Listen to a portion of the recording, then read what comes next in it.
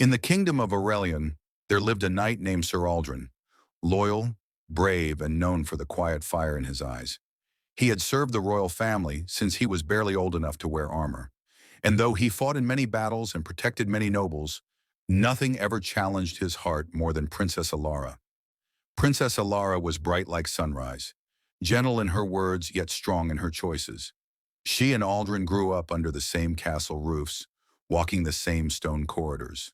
She taught him how to read poetry. He showed her how to sneak into the royal gardens without being seen. Over the years, their laughter filled every quiet corner of the palace, and somewhere in that shared warmth, love quietly bloomed between them. But love, in their world, was not simple.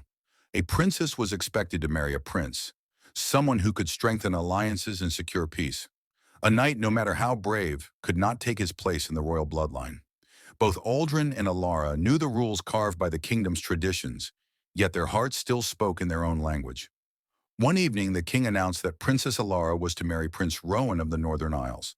The union would bring great peace, he said. It was an honor for the kingdom. But for Aldrin and Alara, it was the breaking of something fragile and precious.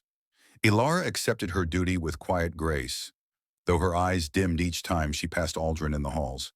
He bowed as always, never saying a word, but she could feel the hurt he carried like hidden armor beneath his real one. When the wedding day arrived, the kingdom celebrated.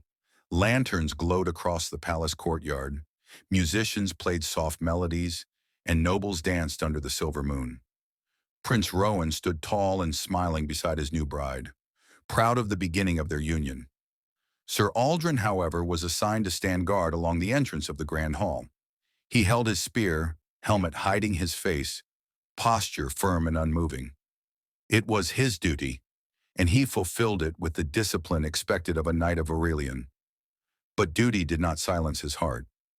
As Alara and Rowan walked through the hall, the princess tried to keep her smile steady. Everyone around her saw joy, beauty, and celebration. But at the corner near the doorway, she saw something that made her steps falter. Aldrin, unmoving, loyal. The knight who once shared secret gardens and quiet laughter with her. Something in her chest tightened. She knew he would be there. He always guarded the royal halls. Yet seeing him now, on the night she was meant to begin a new life, felt like an old wound reopening. When the guest looked away, she turned her head slightly, just enough to catch a glimpse through the narrow slit in Aldrin's helmet.